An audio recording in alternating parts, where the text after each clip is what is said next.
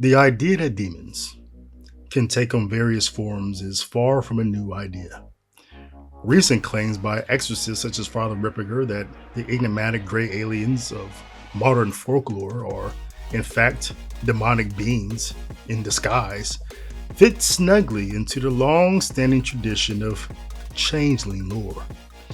This perspective invites us to consider whether supernatural entities, long chronicled in folklore and theology, might be shedding one guise only to reemerge in another suited to the cultural climate of the era.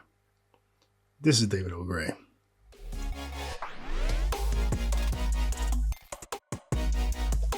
Deep within annals of Catholic history, the struggles against demonic forces has always been tangible and visceral.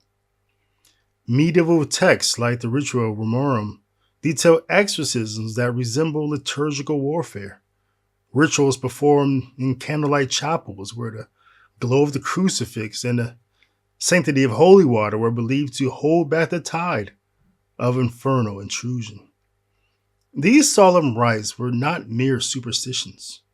They were a public and sacred assertion of the faith, meant to exorcise the malevolent.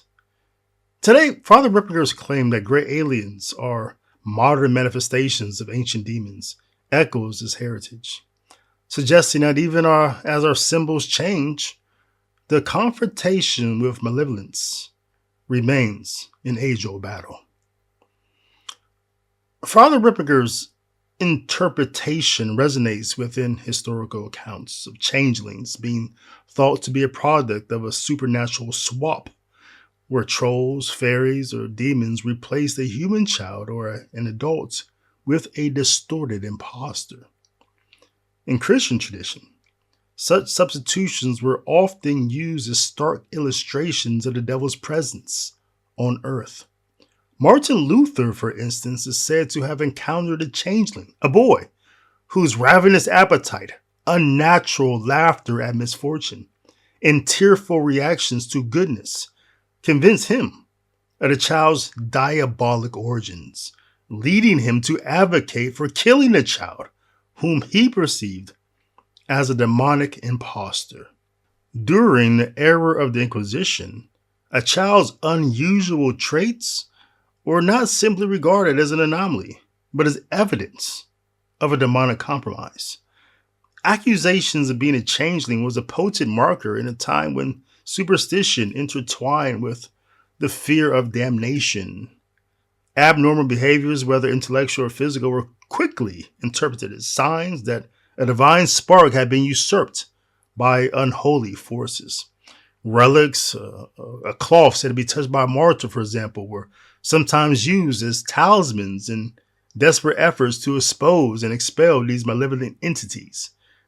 This grim legacy reveals how the terror of being replaced by something unworldly was deeply woven into the fabric of the Catholic societal conscience.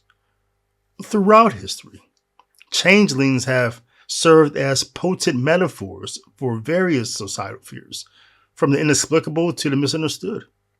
But what if the accounts of changelings and modern alien encounters are really simply two chapters of the same dark narrative? The notion that demons may adapt their appearance to deceive humanity isn't a fleeting concept, but rather a persistent motif, reappearing in folklore, theology, and the cultural practices of each era. Think of the boy of Celtic folklore, for instance, who is said to have been swapped at birth by fairies, leaving behind a pale, sickly child whose eerie laughter during moments of despair or insatiable appetite sent shivers down villagers' spines. Similarly, the spectral figure recounted by William Butler Yeats, a skeletal outerworldly child whose cries pierced the soul, symbolized misfortune and the profound fear that those closest to us might not be what they seem. In some tales, desperate parents were even advised to expose the suspected changeling child to fire, a brutal act intended to compel the true child's return by frightening the fairies away.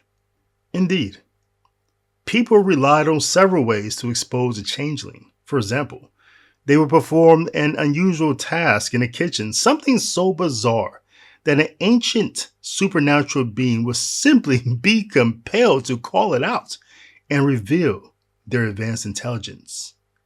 Imagine trying to bake a cake with a recipe that calls for a pinch of a dragon scales and a dash of unicorn ears. That would surely get a reaction. Also, they believed that if the changeling was beaten, the original human might appear. In a haunting twist of cultural echo, consider the curious Nordic custom of allowing infants to nap outdoors in their strollers, even in the winter while parents sit nearby in cafes. Though rooted in a modern belief about health benefits of fresh air and reinforced by a culture of trust and safety, this serene practice calls back, however, faintly to a far darker tradition. In medieval Europe, particularly across Celtic and Scandinavian regions, children suspected of being changelings were oftentimes left outside, on a hillside, at a crossroad, or in the cold, to provoke their fairy captors into returning the human child they had stolen. The act of leaving a child vulnerable to the elements was once a desperate test. Is this really mine?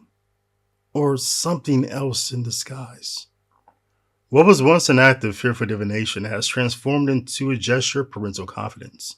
But the image, a lone child exposed to the unknown, lingers with a residual unease, like a shadow of an ancient dread we no longer name. But let's be absolutely clear.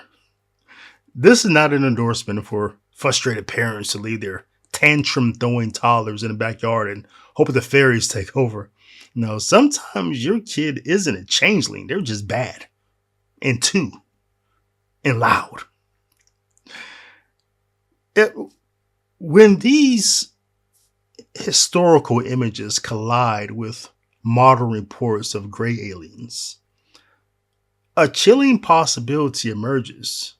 The supernatural masquerade is relentless.